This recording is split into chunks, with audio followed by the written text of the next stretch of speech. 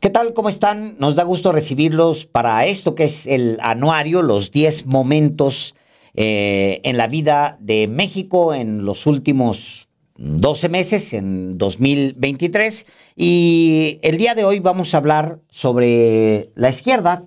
¿Qué fue lo que sucedió en este año? Sucedieron eventos importantes. Pues muchos hablaban de un gran trauma que iba a ser la elección interna en la izquierda. Hubo, pues sí, como sucede en las democracias, pues hubo jaloneos, hubo brincos y hubo amenazas y hubo respuestas, etcétera, pero al final se terminó resolviendo. Este es uno de los momentos importantes del 2023 y nos da gusto recibirlos aquí. Señor Delgado. ¿Qué tal, Alejandro? ¿Cómo está usted? Muy buenas tardes, muy buenas noches también, frías. Por cierto, ya en este mes de diciembre, por eso nos ve un poco abrigados.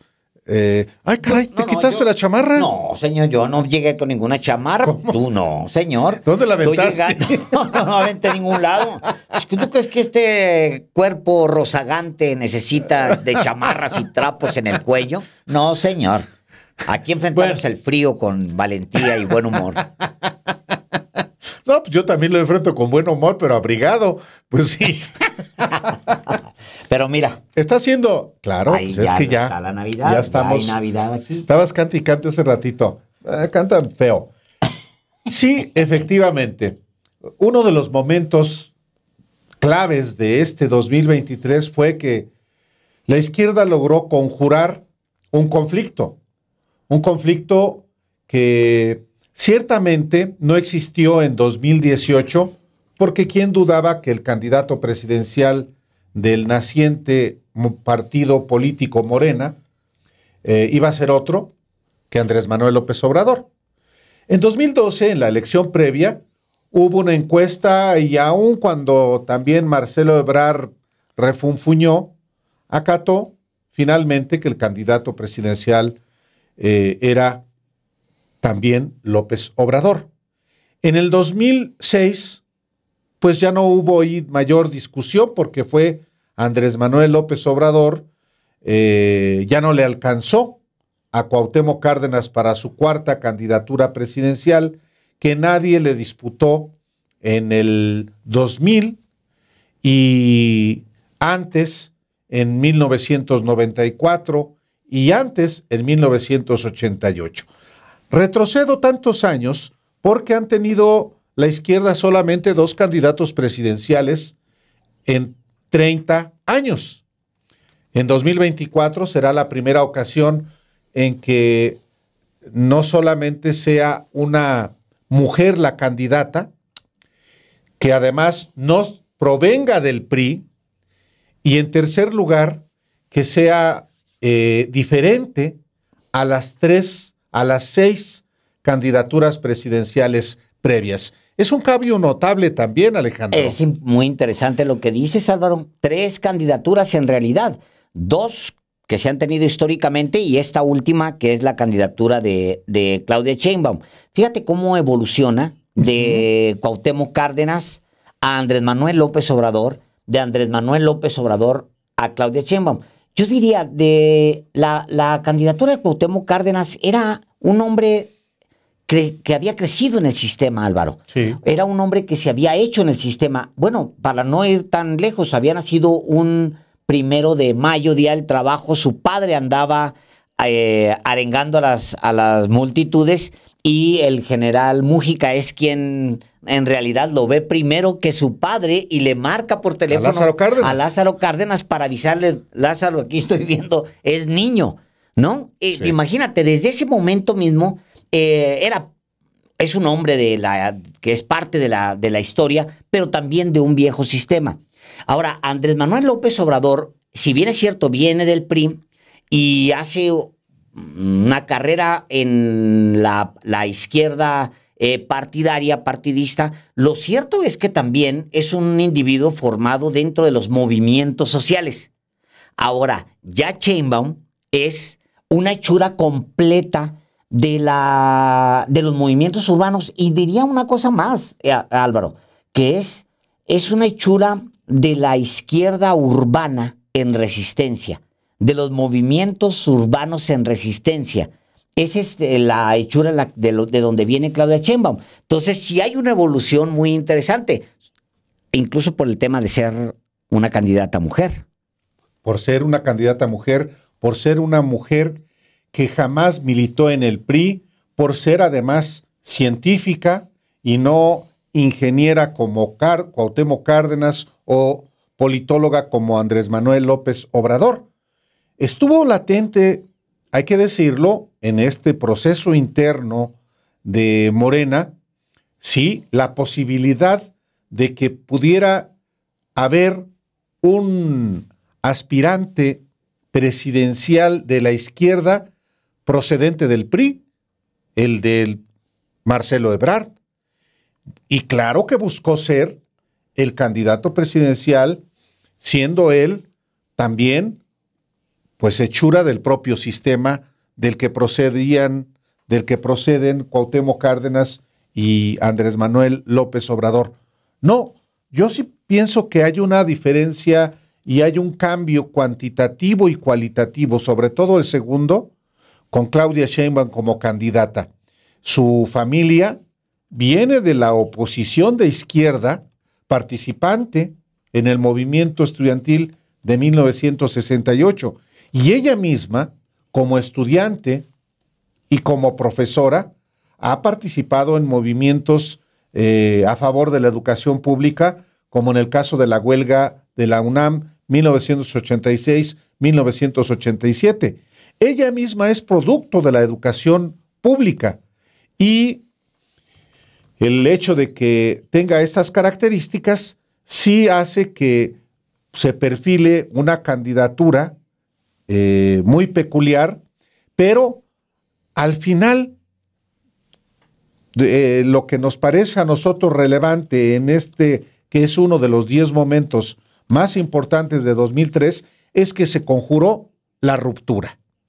No hubo más que reclamos fuertes, una impugnación que presentó Marcelo Ebrard exigiendo la nulidad de la elección, sí, que no es cosa menor. Es correcto, así es. No es cosa menor. Como tampoco es cosa menor, Alejandro, el despilfarro bastante descarado de la propia Sheinbaum. De todos. Y de Adán Augusto López Hernández. Salvo... En menor medida, creo yo, Ebrard, pero también le metió. Así es. Y también marca diferencia el hecho de que Fernández Noroña no hiciera una campaña así y saliera con muy buena posición. Fíjate, Álvaro, en este brincoteo que hubo, que parecía que iba medio descarrilar la apuesta de la izquierda y lo que había planeado evidentemente Andrés Manuel López Obrador como un modelo de transición, pues sí hubo digamos que se estaban frotando las manos en la oposición, sí. Porque lo estaban viendo de lejos, no estaban midiendo lo que estaba pasando adentro. Estaban viéndolo de lejos y estaban divertidos, o sea, se estaban, hombre, ¿y ahora qué va a pasar? Y a ver si le saluda a Chema, mira, aquí está la foto del fin del sexenio, ya sabes, siempre está la foto del fin del sexenio para confirmar cualquiera, y luego otra foto donde está López Obrador abriendo una naranja, la foto del fin del sexenio, y luego otra donde está Marcelo levantando una mano, la foto del fin de, ¿no? Pero en esas ansias porque saliera mal, no estaban viendo lo que estaba sucediendo al interior de su propio proceso en la oposición. Todavía al mes de diciembre, Álvaro, no ha terminado de acomodarse el proceso de la oposición, ni en Movimiento Ciudadano, porque acaban de pasar del trauma de la salida de Samuel, ni en la oposición, porque todavía del PRIAN, porque todavía siguen lidiando con muchos de los efectos de esa ruptura que se dio en el proceso de selección de Xóchitl Gálvez. Y Sin embargo, a estas también ahora mismo en diciembre, cuando estamos ya muy avanzado diciembre, 19 de diciembre, pues ya están encarrilados, o sea, la izquierda está encarrilado, hay claridad en el candidato, quien podía haber hecho ruido ya dijo, yo soy ya parte de ese equipo. Tal cual. No, nos lo dice en una entrevista a Álvaro y a un servidor, nos dice Marcelo Ebrard, tal cual, pero todo eso tuvo una evolución que vale la pena recordar, Álvaro. Sí, antes de irnos a un corte, no es un periodo corto, no Alejandro. A un corte. ¿Por qué no vamos a ir a un corte? Sí. No, ¿para qué? Pues yo diría para tomar aire, porque no habías terminado de cantar una canción. No fue un periodo corto, Alejandro. No fue. Porque si a reserva de que ahorita vayamos cronológicamente, el resultado de la encuesta de Morena se da a conocer el miércoles 6 de septiembre. Y el desenlace de la impugnación que presenta unos días después Marcelo Ebrard se da a mediados de noviembre. Es decir, se trata de 2 meses y medio de una muy clara, digamos, ya precandidata presidencial, como es el caso de Claudia Sheinbaum, y ya con el respaldo desde el primer día de Adán Augusto López, de Ricardo Monreal, de Gerardo Fernández Doroña y de Manuel Velasco. Ahí ya estaba perfilado. Y también alguien que manifestó su inconformidad, diciendo inclusive el mismo día del resultado de la elección, jamás nos vamos a someter a esa señora. Y todo ahí comienza un periodo que tiene su desenlace pues a mediados de noviembre, cuando ya Marcelo Ebrard da a conocer lo que resolvió la Comisión Nacional de Honestidad y Justicia, que es un arreglo, Alejandro. Es un arreglo político a partir de que se encuentran también, a partir de que la propia Claudia Sheinbaum aporta elementos en el sentido de que hubo prácticas que deben ser sancionadas y que de pasado el proceso electoral se va a discutir cuál es la línea política que va a prevalecer también en Morena. Entonces, son 2 meses y medio prácticamente de si Marcelo Ebrard se queda o si Marcelo Ebrard se va. Nosotros mismos aquí dijimos en el espacio de los periodistas que Marcelo en los hechos ya estaba fuera en términos de lo que había exigido y en términos también de no reconocer que Claudia Sheinbaum había ganado como lo dieron a conocer las encuestas. Al final se arreglan, al final dice el propio Marcelo Ebrard en entrevista con nosotros, diciéndole a la gente, no, pues ya estamos ensamblados también en el equipo de Claudia Sheinbaum y para adelante. En mayo, Álvaro, el 31 de mayo, publico un texto que se llama El resurgir de la oposición, justo de esto que hablas.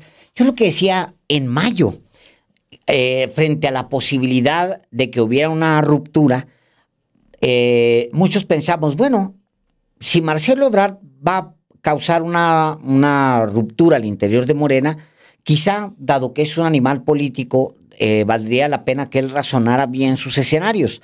El escenario A es, gano la candidatura, me quedo con la candidatura y entonces transito, pues, hacia la presidencia, como es muy probable que le vaya a suceder a Claudia Sheinbaum. B, no gano,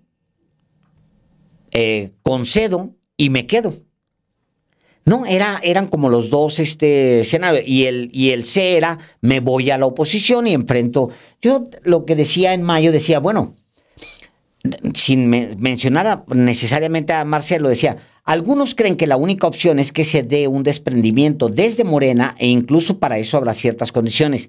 Alguien adentro a finales de 2024 o en 2025 que se separe y diga, como lo hizo López Obrador en 2012, en los 23 años que milité en el PRD, di lo mejor de mí, estamos a mano, estamos en paz, e inicia la construcción de algo distinto.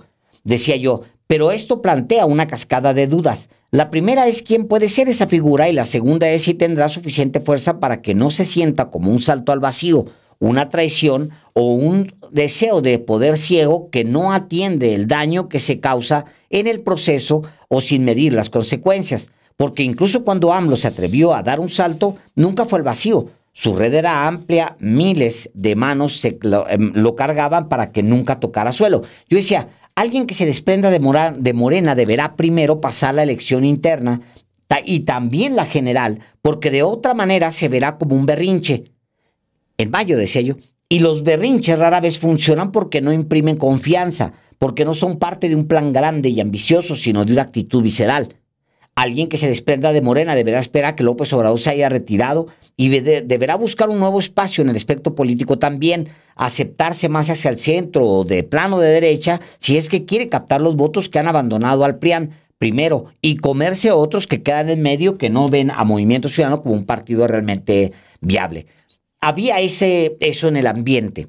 Había la posibilidad de que Marcelo Ebrard renunciara y buscara. La pregunta era cómo lo va a hacer. Al final no sé cuál es tu parecer, Álvaro, o cómo lo razonas tú ya después de que hemos hablado con todos los actores, de que lo hemos visto transitar en estos meses, desde una incluso posición privilegiada, digamos, porque hemos podido conversar con todos, como pocos han podido conversar. Al final me parece que la solución opera a favor de la izquierda, la solución final, pero no operó necesariamente a favor de Marcelo. Yo siento que todavía a estas alturas trae como mucha turbulencia el equipo de Marcelo, producto de las decisiones que tomó a partir de los primeros momentos en los que se conoce el resultado de la encuesta, incluso un poco antes. O sea, se generó una turbulencia que todavía no termina de domar el mismo Marcelo Ebrard.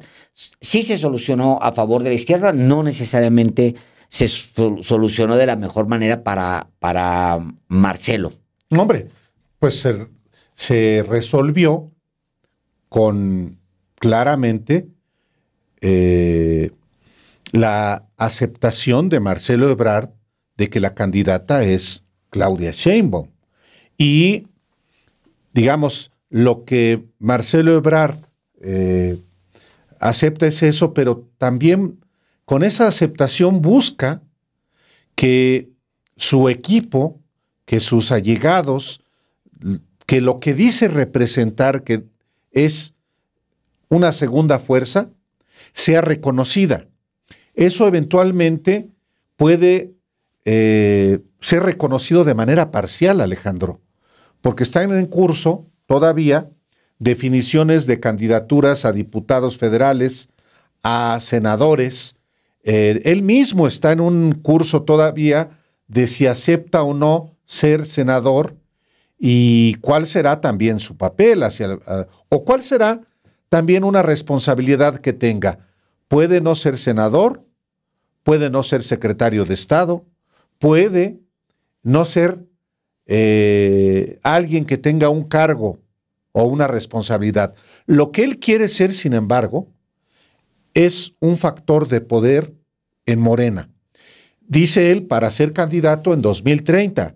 ¿Le alcanza? Bueno, ya lo veremos. También la política da muchas vueltas. Pero por lo pronto, al resolverse el litigio, que finalmente es un problema político que se resolvió a través de la Comisión Nacional de Honestidad y Justicia, bueno, lo que Marcelo creo que está perfilando es que no solamente se incorporen cuadros suyos al equipo de Claudia Sheinbaum, sino que también tenga posiciones legislativas y también posiciones en el futuro gabinete de Claudia Sheinbaum. ¿Él qué va a hacer? pues va todavía a querer ser un factor de poder. Y yo creo que es válido, Alejandro, también porque en democracia una condición para que exista es la aceptabilidad de la derrota. Pero que no se pierda todo. Un poco como lo que en algún momento platicamos con Monedero, en el sentido de que en los puntos que él enumeró de lo que los partidos y particularmente la izquierda debería hacer, él decía en el punto 2, si no mal recuerdo, que en una contienda interna, que el que gana no gane todo y el que pierda no pierda todo. De acuerdo. Y en ese sentido, el esfuerzo de inclusión y los de las partes, tanto de quienes ganan como de los que no ganan, es importante para que haya esa representación y haya esa unidad que es fundamental para enfrentar un proceso electoral. Si hay unidad, pues hay mayores posibilidades de éxito. Y el hecho de que no haya habido ruptura en Morena, sí sigue habiendo algunas inconformidades, pero el hecho de que no haya habido ruptura es una victoria en la izquierda que no tiene precedente, lo diría yo así, Alejandro. No tiene precedente, porque ha habido, sobre todo en procesos electorales de dirigencia nacional, también en Morena, siendo un partido joven, pero en el PRD, unas rupturas. En 1999, un año antes de la elección presidencial del 2000, fue un desgarriate que terminó en una nulidad de la elección. ¿Quiénes se enfrentaron? Amalia García, que hoy está en el partido Movimiento Ciudadano, y Jesús Ortega, que es hoy el cacique del PRD, y prácticamente una década después se enfrentan Alejandro Encinas y Jesús Ortega. Y ahí se meten las manos de Felipe Calderón a través del Tribunal Electoral y le dan la victoria a Jesús Ortega. Y eso termina también en realmente la ruptura con el PRD y nace Morena, Alejandro. Entonces, no es menor que por primera vez se resuelva de una manera también, digamos, civilizada, una disputa intensa que era nada menos que por la candidatura y por la presidencia de la República. Es correcto. También hay que decir, Álvaro, que es una izquierda que gana como un todo, y ahorita lo explico, la presidencia de la República, y que que toma control de la nación con postulados desde la izquierda. El gobierno anterior de izquierda, el del general Cárdenas, pues fue un gobierno que venía de la revolución, donde había distintas corrientes, algunas corrientes revolucionarias legítimas que pensaban que había que cumplir los postulados de la revolución, el tierra y libertad, que empujaron incluso a Cárdenas a varias de las decisiones que tomó durante su mandato, pero era una combinación de fuerzas al interior. No era necesariamente un gobierno de izquierda compuesto por una fuerza de izquierda. Era el PRI. O sea, era el partido de la Revolución Mexicana, el PRI. El padre del PRI. Pues fue el PRI. O sea, eran el PRI, nomás le fueron cambiando de nombre porque son muy hábiles, pero el PRI ese que heredamos de Plutarco Elías Calles hasta nuestros días, pues es ese mismo partido con distintas máscaras. Pero lo que quiero decir es que tanto era un partido chicle que perfectamente con las siglas de Partido Revolucionario Institucional o Partido Nacional Revolucionario o Partido de la Revolución Mexicana. De la Revolución Mexicana, con cualquiera de esas siglas, Álvaro, pudo moverse en el tiempo entre la derecha y la izquierda, porque eran un partido chicloso y siglas muy chiclosas. Sin embargo, Morena es un partido de izquierda. No va a haber a menos de que le quiera fallar a la gente, no veo posible, como le sucedió al PRD, que Morena diga de repente, no, es que ya somos medio de centro. No, no puede pasar eso. O sea, porque nació y su vocación en sus postulados es ser de izquierda. O sea, está ahí marcado de izquierda. Por eso también es muy difícil. Ahora, Morena tiene como antecedente el PRD para bien y para mal. Para bien, como un partido que logró, primero toma las viejas siglas de partidos políticos de izquierda. Bueno, el Partido Comunista, Alejandro. Nada menos y nada más. Sí. Imagínate nada más qué vergüenza que los chuchos vayan a matar al Partido Comunista. Sí, lo van a sepultar. Con eso, claro, lo van a sepultar. O sea, qué vergüenza. A la vez, vergüenza incluso para mí, yo me siento avergonzado. Pues, digo, como... ¿Porque tú votaste por el PRD? Pues, claro que yo voté por el PRD. Yo voto izquierdas. Voté en algún momento por el PRD. Yo mismo me siento avergonzado. A la vez, Morena puede aprender, ver hacia atrás, ver hacia el PRD y decir, ahí está mi pasado, pero también puede estar mi futuro. Si yo abandono la razón que me dio la presidencia de la República, que es ser un partido de izquierda, me va a pasar lo que el PRD, que básicamente abandonó las razones por las que había nacido, que era mantenerse como un partido de izquierda cercano con la gente. Y al mismo tiempo, Morena encuentra en el PRD su antecedente más directo. Es una migración masiva, empezando con López Obrador, que se da desde el PRD hacia un nuevo partido que es Morena. Sí, es importante hacer este recorrido y esta valoración sobre lo que son las fuerzas de izquierda, porque también hay que decir, mucha gente que hoy está en Morena no militó en el PRD, no militó en el PRI, no militó en el PAN. Es una nueva militancia. Es un poco, Alejandro, como Sheinbaum, que nunca militó en el PRI, que es producto de otro tipo de expresiones políticas, la académica, la estudiantil, la magisterial, la resistencia social. La resistencia social. Entonces, por eso lo que vivimos en este 2023-2024 es muy diferente a sucesiones de años previos, con protagonistas muy peculiares, inclusive en la oposición, Alejandro. Sí. La propia Xóchitl Gálvez, que es un merjurje ideológico, a conveniencia, acomodaticia, un pensamiento, si se le puede llamar así, amorfo, anárquico, oportunista, todo junto. Sí, es correcto, así es. Y eso también, pienso, tiene que ver con la definición muy clara de los proyectos. El proyecto de la Cuarta Transformación, que lidera y seguirá liderando López Obrador aún en su retiro, porque puso las bases.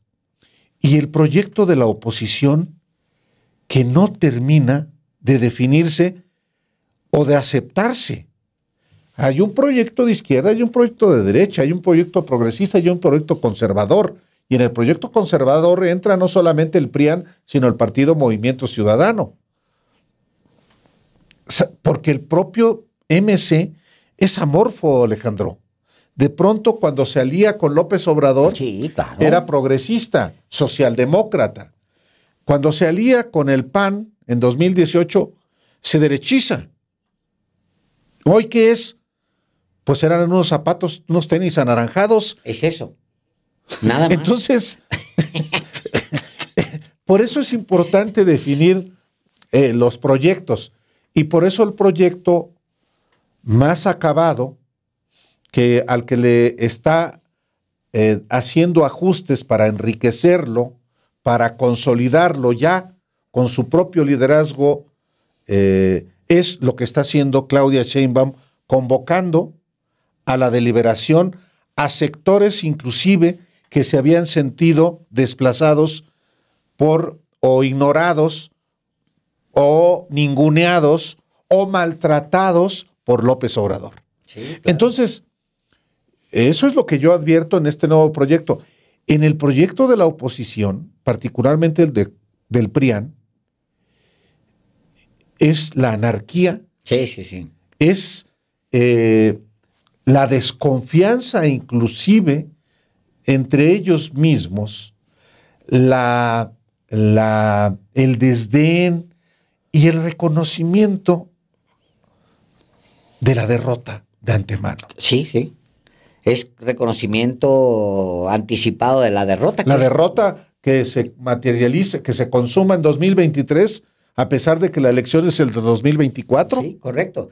Y lo dices muy bien, y ahí marcamos una diferencia importante, otra de las diferencias importantes entre el proyecto de izquierda gobernante y el proyecto de derechas que encabeza en este momento Xóchitl Gálvez.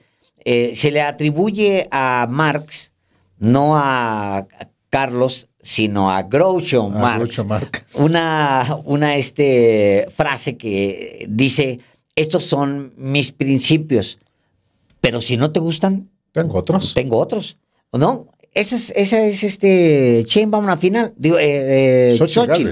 En tanto que Sheinbaum representa la otra parte, que es priorizar los principios. Al final, Álvaro, lo que significa la izquierda es es priorizar principios, poner por delante principios para poder ir cumpliendo con agendas. Yo siento que en el siguiente tramo para Claudia Sheinbaum va a ser muy importante que ella vuelva a la raíz de la izquierda y revise en dónde se quedaron pendientes, cuáles son las agendas que se quedaron pendientes de la izquierda, y yo creo que le hará muy bien a su campaña que recupere planteamientos básicos de la izquierda. ¿Qué piensa la izquierda sobre la mujer? ¿Qué piensa la izquierda sobre la pobreza? ¿Qué piensa la izquierda sobre la desigualdad? ¿Qué piensa la izquierda sobre el reparto justo de la riqueza? ¿Qué piensa la izquierda?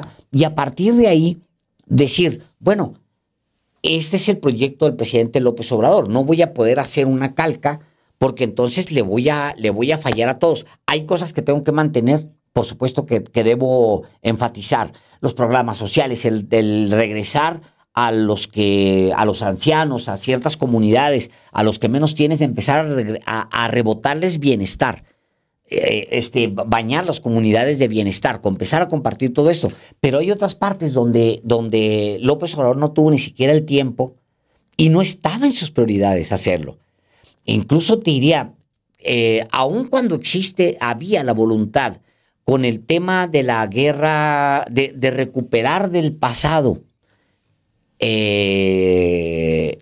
todo lo que se cometió en contra de la izquierda, creo que todavía se pudo ser más enfático e ir y castigar a los que tienen que ser castigados por las faltas que se cometieron en vida o en muerte, Álvaro. Porque hay que volver a tomar el nombre de el padrino de Dante Delgado, que fue secretario de Gobernación, Fernando Gutiérrez Barrios. Hay que recuperar volver al pasado y decir: Fernando Gutiérrez Barrios encabezó la Secretaría de Gobernación, pero antes fue miembro del CISEN, pero antes fue un agente de la Dirección Federal de Seguridad, pero antes toda la gente que estaba organizada en torno a él eran estos personajes, y cada uno de ellos debe ser nombrado por su nombre para que no vuelva a repetirse, y es una manera de resarcir el daño. Siento que hay algunos planteamientos de izquierda que todavía se tienen que recuperar, y creo que el tiempo es preciso como para ahora. Y tiene que ser Claudia Sheinbaum. No solamente durante la campaña, sino después de la campaña. Parte del acuerdo con Marcelo Ebrard es pasando el proceso electoral, hay que discutir en Morena si se vale o no, y no debe valerse, que no haya control efectivamente del dinero. Que haya, por supuesto, reglas claras que quien la rompa debe ser sancionado. Porque hay también, y eso es una preocupación permanente de mucha gente de izquierda y del propio movimiento de López Obrador, es, a ver, hay una invasión de cuadros que vienen del PRI, que vienen del PAN, que vienen del PRD mismo, que están teniendo comportamientos que son incompatibles con la izquierda. Eso es parte de lo que te va a tener que discutirse y resolverse a riesgo de que de no hacerlo pueda Morena perredizarse. Ya ha habido signos en ese sentido. Hay signos en ese sentido. ¿Cuál es el peso que deben tener, por ejemplo, los gobernadores, jefes de partido en sus estados? No, a ver, pero entonces que se discuta. Y mira, Alejandro, las tensiones por la candidatura presidencial comenzaron realmente desde el 2021. Ya se había resuelto la dirigencia, la sucesión en Morena, la presidencia de Morena. Tuvo que ser, carajo. El Tribunal Electoral y una encuesta organizada por el INE, pues la que definió al presidente y a la secretaria general de Morena. Pero ya en 2021, Mario Delgado, identificado en aquel momento con Marcelo Ebrard, dijo que él iba a ser imparcial.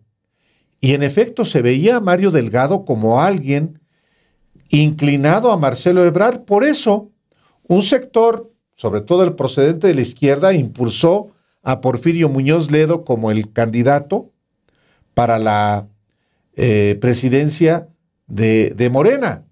Finalmente fue Mario Delgado. Porfirio terminó por irse porque ya no, además consiguió la reelección como diputado, y llegamos pues a este 2023 en una contienda interna con reglas que tuvo que definir el propio presidente de México, Alejandro, y que derivó en la encuesta o la encuesta de Morena y las encuestas espejo del 6 de septiembre de este mismo año. Así es. Bueno, vale la pena, Álvaro, recuperar que son 6 los nombres que llegan a la contienda por la candidatura del partido en el poder para suceder a Andrés Manuel López Obrador. Son Claudia Sheinbaum, Marcelo Ebrard, Ricardo Monreal, Adán Augusto López, Gerardo Fernández Noroña y este señor colado de este partido feo que se llama Partido Verde, que es Manuel Velasco. Es la ex jefa de gobierno de la Ciudad de México quien resulta ganadora en el proceso. A 24 horas de ser invitada por el líder de la izquierda a su proyecto político, ella deja atrás la academia, se convierte en la elegida del morenismo para la boleta en las próximas elecciones. Sí, y decía yo que antes de esto ya tenía tiempo, Mario Delgado se había definido como alguien imparcial. Y bueno,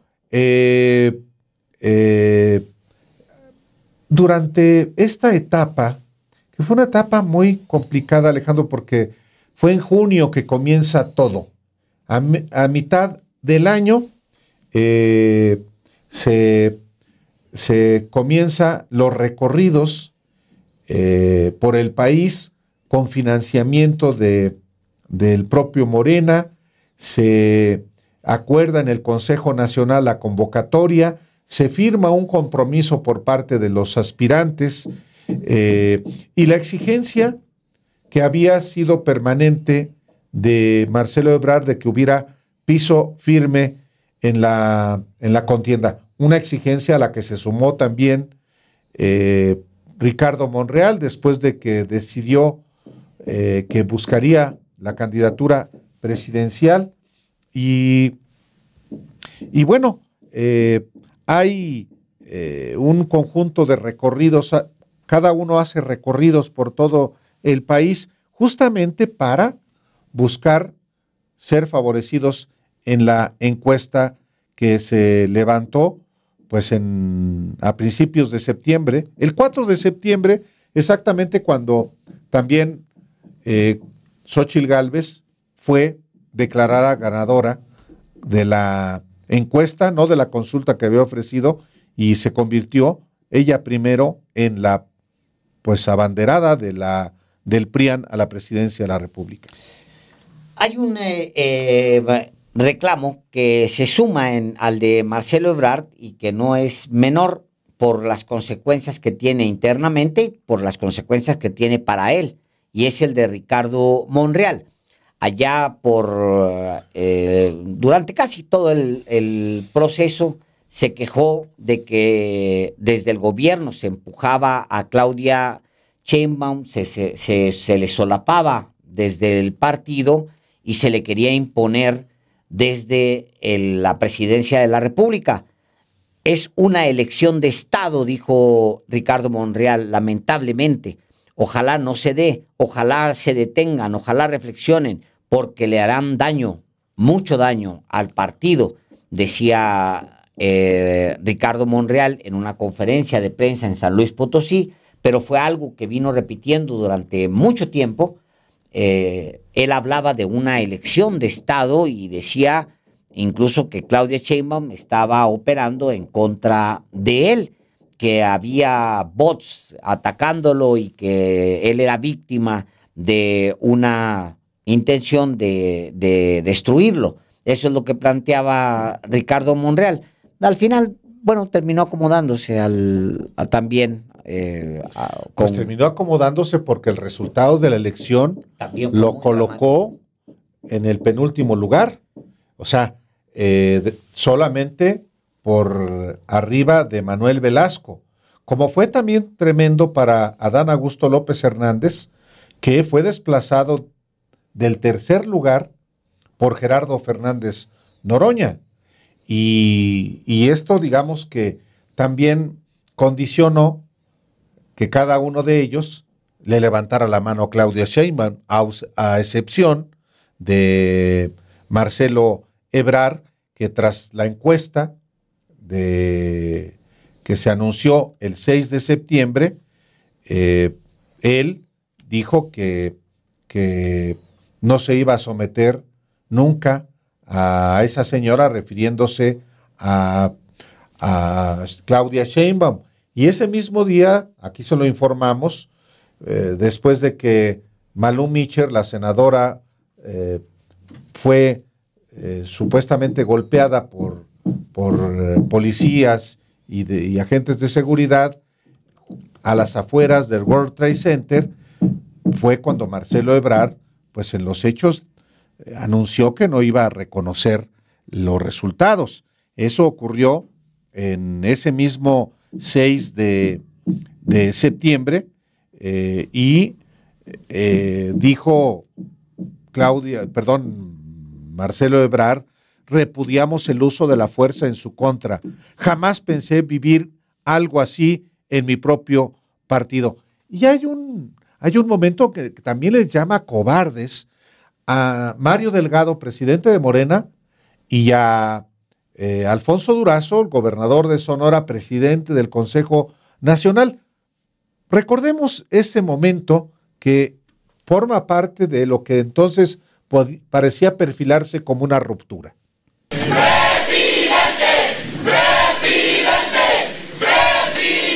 Vamos a levantar un acta porque es una vejación la que han hecho hoy con la policía. Y qué cobarde Mario Delgado y Durazo y todos los que están allá adentro. Ánimo, compañeras, compañeros. Gracias a todos los medios de comunicación. Arriba.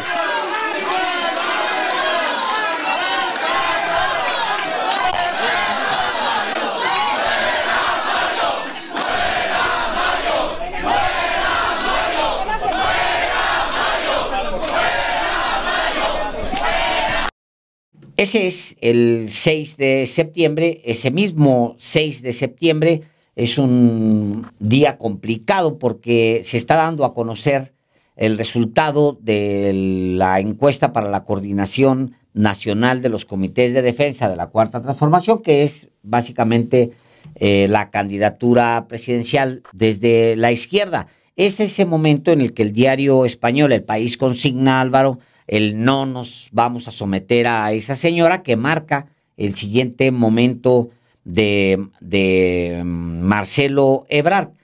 Pero las cosas siguen avanzando. ¿Qué se da enseguida? El presidente, él mismo, acompaña a Claudia Sheinbaum en un evento que es el 8 de septiembre, donde se le entrega el bastón de mando a Claudia Sheinbaum. Vamos a ver este momento.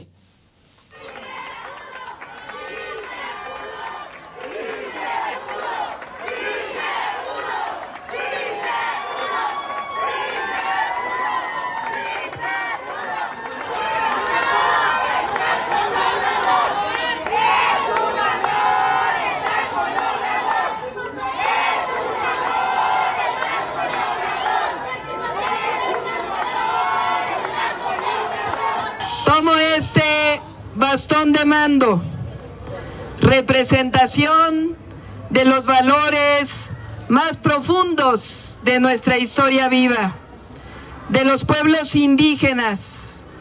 Lo tomo con orgullo y compromiso y con humildad, pero con la plena responsabilidad de continuar el rumbo trazado por nuestro pueblo, el de la transformación que ha iniciado el presidente Andrés Manuel López Obrador.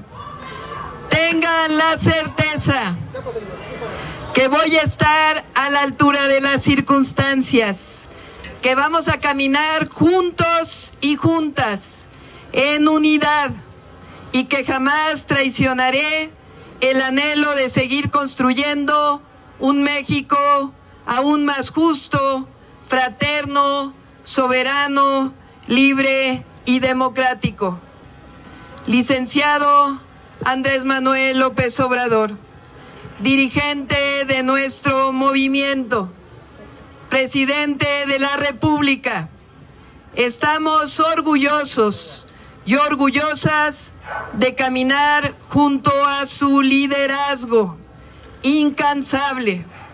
Lo digo fuerte para que se oiga lejos. Es un honor estar con Obrador. Es un honor estar con Obrador. Es un honor estar con Obrador. Es un honor estar con Obrador. Es un honor estar con Obrador. Es un momento, Muy poderoso, Álvaro. pues sí, Que vindica muchas cosas también. pues es el estilo de Andrés Manuel con símbolos. Sí. Lo que él dijo al entregarle el bastón de mando, esto es, a ver, ya los asuntos ya no es conmigo, ya es con Claudia. Busquen a Claudia. Ya es con Claudia. Y Marcelo Ebrard, después de ese 8 de septiembre, 10 días después anuncia que crea una asociación civil que se llama El Camino para México. Y dijo también en aquel momento que no se trataba de crear un nuevo partido político. Dice, ¿por qué formamos una asociación? Pues es la forma de organizarlos. Somos un movimiento político. Escuchemos cómo lo dijo ese 18 de septiembre Marcelo Ebrard. Informarles lo que aquí estamos diciendo, es una asociación civil lo que estamos formando hoy, no es un partido. Claro, porque los partidos no se pueden formar ahorita. ¿Por qué formamos una asociación? Es la forma de organizarnos. Somos un movimiento político. Eso es lo que somos. Pero necesitamos tener nuestra propia forma de organización. ¿Por qué? Por las razones que expuse. Y porque los pasos que demos serán del movimiento.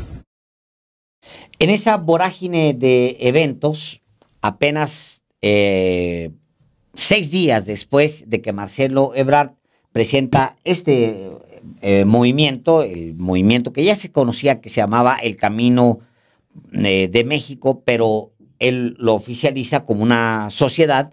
Claudia Sheinbaum recibe la constancia como precandidato oficial para competir por la presidencia de la República en las elecciones de 2024. Ahí ella habla ante, pues, los miembros de su propio partido, y ella me llama mucho la atención porque toma una frase, una idea que es muy del presidente López Obrador. Dice que asume con orgullo y compromiso, pero con humildad, esta candidatura, con la plena responsabilidad de continuar el rumbo trazado por nuestro pueblo sin zigzagueos. Vamos a escuchar cómo lo dice. Hará entrega de la constancia de precandidata única a la presidencia de la República a la doctora Claudia Sheinbaum Pardo.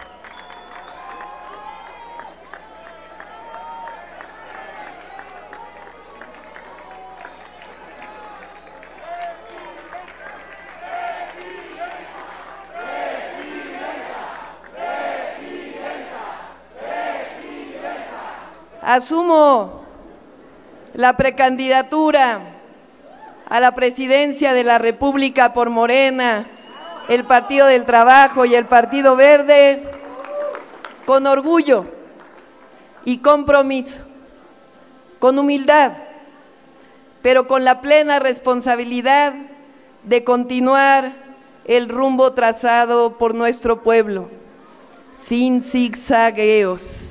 El rumbo de la transformación que ha iniciado el presidente Andrés Manuel López Obrador. Tengan la certeza que voy a estar a la altura de las circunstancias, que vamos a caminar juntos y juntas, en unidad, y que jamás traicionaré el anhelo del pueblo de México de seguir construyendo una nación aún más justa, fraterna, soberana, libre y democrática. Para llegar a este momento, que es en realidad el momento por el que han luchado durante los últimos muchos meses, tuvo que darse algo previo, Álvaro. Es el 13 de noviembre. Marcelo Ebrard, poco antes, anuncia que se queda en Morena, y lo dice de esta manera. Esperamos desde la fecha 10 de septiembre hasta hace un momentito que acabo de recibir la respuesta de la comisión correspondiente, es decir, de Morena. Entiendo que ya es la respuesta, pues, con el bastón de mando de Claudia Sheinbaum. Ya le dije a ella este tipo de respuestas. La acabamos de recibir. ¿Qué dice? Dice lo siguiente, lo voy a leer, si ustedes me lo permiten, aunque se va a subir un poco más tarde. Dice: la queja presentada por el compañero Marcelo Ebrard Casaubon acerca de las irregularidades ocurridas durante el proceso de selección de la Coordinadora Nacional de los Comités de Defensa de la Cuarta Transformación ha sido analizada por la Comisión de Honestidad y Justicia. Al respecto señalamos lo siguiente. 1. Las pruebas presentadas deben ser tomadas en consideración. Si bien no hay elementos para repetir el proceso de selección para la Coordinación Nacional de los Comités de Defensa de la Cuarta Transformación, en el que resultó triunfadora la compañera Claudia Sheinbaum Pardo, la queja no puede ni debe subrayarse. 2. Se presenta evidencia de algunas prácticas indebidas cometidas por militantes y que son contrarias a nuestros principios y a las normas estatutarias, por lo que esta comisión, en el marco de su normatividad, iniciará los procesos de sanción correspondientes. Lo que he planteado es lo siguiente: que estemos representados en elecciones, que no estuvimos, que por cierto la titular de ese órgano ha sido terrible su papel y sigue siendo. Entonces, comisión de encuestas, que estemos en la comisión de elecciones. No he hablado con Mario Delgado, es un entendimiento contrario. Mario no está en la reunión, no está enterado de los detalles. Me parece que lo que procedía era dialogar directamente con Claudia, y es lo que he hecho. Reconozco que ha sido receptiva a lo que he planteado sobre el futuro del partido, sobre la necesidad de que se nos reconozca el peso relativo que tenemos, sobre la importancia de que no se persiga quien piensa diferente. Pues, ¿a dónde vamos a ir a dar? Es decir, para aquellos que nos pedían silencio y sumisión, el hecho de que el partido diga sí hubo prácticas indebidas, nos da la razón. Hoy nos da la razón, porque sí las hubo. Y no es que un funcionario declaró, vean ustedes lo que dijimos en su momento, lo que presentamos a la comisión. Son cosas serias, graves. Queremos alejarnos de cualquier posibilidad de ser un partido de Estado. Bien, entonces, ¿qué planteo? Pues que participemos como lo que somos, la segunda fuerza en Morena, perfecto. Entonces, estar en comisión de elecciones, comisión de encuestas, en los órganos directivos, en el Comité Ejecutivo Nacional. Exactamente lo contrario a lo que proponían algunos. En vez de que nos saquen, que nos den nuestro papel en lo que hemos construido. Luego, también tuvimos oportunidad de platicar en entrevista con Marcelo Ebrard, y ya él nos dijo en esa conversación que tuvimos con él el 29 de noviembre, que finalmente él ya estaba en el equipo de Claudia Sheinbaum, una definición de que pues él iba a continuar en Morena, una explicación que nos dio en esta entrevista de la que escuchemos un fragmento. Y yo le preguntaría en primer lugar si ya reconsideró aquella frase del 6 de septiembre, jamás nos vamos a someter a esa señora. Bueno, yo lo que te diría es muy sencillo. El día 6 de septiembre lo que nosotros establecimos fue no estamos de acuerdo con una serie de prácticas graves que vimos en el proceso. Y lo que dije es, si esto no se corrige y nos vamos al camino del cinismo, o sea, no hubo acarreo, no, ningún gobernador participó, los de bienestar nunca participaron, la comisión de encuestas no estaba presidida y dirigida en favor de... Si todo eso no existió, pues entonces, ¿qué lugar tenemos? Es la sumisión, eso me estaba yo refiriendo. Someterte, o sea, cállese. ¿En qué punto nos encontramos ahorita?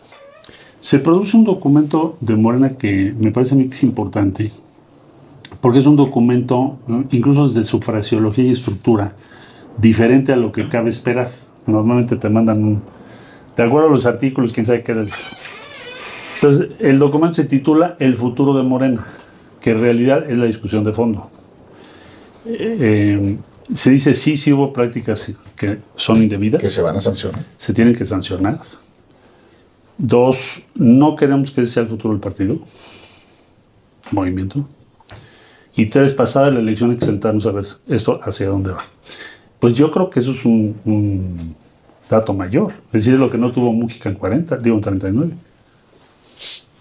Acuérdate aquel texto de Mújica diciendo ya no voy a ser candidato por... dice 2 cosas. Ávila Camacho no me gusta porque no sabemos qué va a hacer, o mejor dicho, se va a acomodar a lo que sea porque no tiene una posición clara a la luz de su punto de vista de Mújica. Y 2, el partido se va a echar a perder, el partido que formamos, la Revolución Mexicana en la que participamos, porque los directores sustituyeron el libre albedrío. Él lo dice con otras palabras, pero es un discurso importante.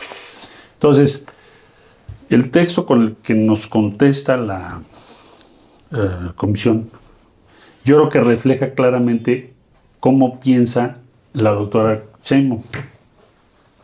Sí, porque ella misma dice que aportó. Porque sería muy difícil que hubiera esa respuesta sin su consentimiento, ¿no? De acuerdo. Entonces, por eso era tan importante tenerla, la respuesta. Entonces, ¿qué se plantea? Se plantea eso. Y por esa razón yo hablo de un entendimiento, porque dices, bueno, si la posición es reconocer esto y plantear un futuro en ese sentido, pues entonces hay que participar. La otra, ¿qué otro camino teníamos? Si es el cinismo, todo estuvo perfecto, la línea política de cállense, es la sumisión. O te vas a tu casa. Porque yo no me iría a la oposición. Si llevas 23 años. Pero yo me acuerdo, en esta casa en la que estamos ahorita, nada más que no aquí en la biblioteca, ¿no? otro punto, fue mi conversación con Andrés Manuel López Obrador en el año, fue marzo del 2000. O sea, ¿por qué hacer causa común? ¿Para qué? Pues imagínate, pasaron 23 años. Entonces, de eso se trata. El texto lo vimos muy promisorio, por eso dije, bueno, esto es el inicio de un entendimiento sobre una línea política hacia el futuro. Eso es lo que nos dice Marcelo en una entrevista que vale la pena que si usted no la ha visto íntegra, la vea, porque es una conversación a fondo sobre su propio futuro, el futuro de él dentro del movimiento, dentro de Morena, y pues vale la pena que usted la revise. Hay una entrevista posterior que se da apenas una semana después con Claudia Sheinbaum, donde tenemos la oportunidad de preguntarle justamente sobre la incorporación del equipo de Marcelo Ebrard, y dice ella, hay voluntad política en ambas partes. Vamos a escuchar cómo nos lo dijo. Un anuncio que usted hizo el día de ayer con la presentación de pues quienes forman parte de un equipo que va a organizar diálogos con sectores para enriquecer el planteamiento programático que usted le ofrece a los mexicanos y que tiene que ver con muchos temas, con personas que no necesariamente forman parte de Morena o de la coalición gobernante. Es posible que nos informe al auditorio lo que fue ayer un anuncio relevante también como parte del proyecto que encabeza. Sí, por supuesto. Muchas gracias. Morena hizo un ejercicio muy importante de consulta pública a través de muchos compañeros que han estado participando cerca de Morena sobre diferentes temas. Ellos enarbolaron un primer documento de proyecto de nación. De ahí partimos. No es que partamos de nada, sino que partimos de ahí. En este proceso de precampaña, antes de llegar a la campaña, ya formalizar una serie de propuestas, mi idea es generar diálogos abiertos, no solamente con los militantes y simpatizantes de Morena, sino con distintos sectores de la sociedad. Como yo dije ayer en mi discurso al final, podemos no estar de acuerdo, y qué bueno que exista diversidad de opiniones en una democracia. Es absurdo tener un pensamiento único, homogéneo, eso solamente en dictaduras. Entonces, la idea es que en este periodo, con la incorporación de distintas personalidades, podamos generar estos diálogos abiertos sobre distintos temas. Por ejemplo, el tema de la investigación científica, que ha sido parte de un debate en este periodo. No digamos si estamos a favor, si estamos en contra, sino de un debate. Pues hay que abrir un diálogo con la comunidad científica. ¿Quién mejor que Juan Ramón de la Fuente, que Rosaura Ruiz, que ambos fueron presidentes de la Academia Mexicana de la Ciencia, puedan establecer un diálogo con los científicos mexicanos o con los académicos mexicanos? Tema de salud, por ejemplo. Hay una posición muy clara de que nosotros defendemos el IMSS Bienestar y lo que significa y el derecho a la salud. Pero hay distintas opiniones en el sector salud. Y entonces, invitar al doctor Kersenovich, que es un premio nacional reconocido en distintos ámbitos, a que permita un diálogo abierto sobre el tema de la salud, qué ayuda, qué no ayuda, qué falta. Él además recientemente ha trabajado mucho temas de patentes, por ejemplo, relacionadas con temas de investigación en salud, pues que se abre un diálogo sobre este tema que me parece que es fundamental para el desarrollo nacional. Justicia, el tema de la reforma judicial, por ejemplo, que el presidente tiene una propuesta, el doctor Saldívar, el ministro, está de acuerdo con una buena parte con esta propuesta, pero vale la pena hacer un diálogo abierto, decir, a ver, ¿qué opinan? ¿Por qué no se deben elegir los jueces por voto popular? Más allá de que estemos de acuerdo o no estemos de acuerdo, abrir un diálogo abierto, plural. Esa es la idea. Nos decía Marcelo Ebrard la semana pasada, doctora, que él ya está anotado en su equipo. No lo dice así de esa manera literal, pero sí dice, ya somos parte del equipo de la doctora Sheinbaum. ¿Usted lo siente a él parte ya de su equipo, doctora? Sí, está el doctor Valdés que se incorporó, él se va a encargar del tema de mexicanos en el exterior y ya estamos trabajando con un plan de trabajo. Ahora que he ido a los estados, ha estado presente el equipo de Marcelo prácticamente en todos los mítines. Entonces se va pues ahí construyendo unidades. A veces las cosas no son por decreto, tiene que ir pues resolviéndose problemas y lo bueno es que hay voluntad política de ambas partes y de todos en realidad. Eh, Ustedes saben, por ejemplo, con Ricardo Monreal, que en algún momento tuvimos nuestras diferencias y ahora pues es parte del equipo, me acompaña en las giras y nos está ayudando mucho, la verdad, igual Adán Augusto. Entonces hemos logrado, ahí está Gerardo, Manuel Velasco del Verde también nos está ayudando. Yo creo que hemos logrado hacer un equipo de trabajo y hay entusiasmo y hay alegría, no hay, digamos, esta cosa de grillas internas tremendas que a veces carcomen los equipos.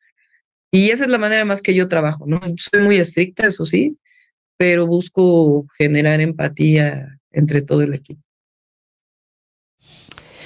Esta es, señor Delgado, la historia en breve de lo que pasó durante un año en el que hubo turbulencia, pero la izquierda terminó por resolver la candidatura presidencial. Sí, digamos, se conjuró una ruptura y obviamente el proyecto de la Cuarta Transformación de Morena, de sus aliados y de quien fue creador de este proyecto, Andrés Manuel López Obrador, pues sale fortalecido en contraste con lo que está pasando en la oposición.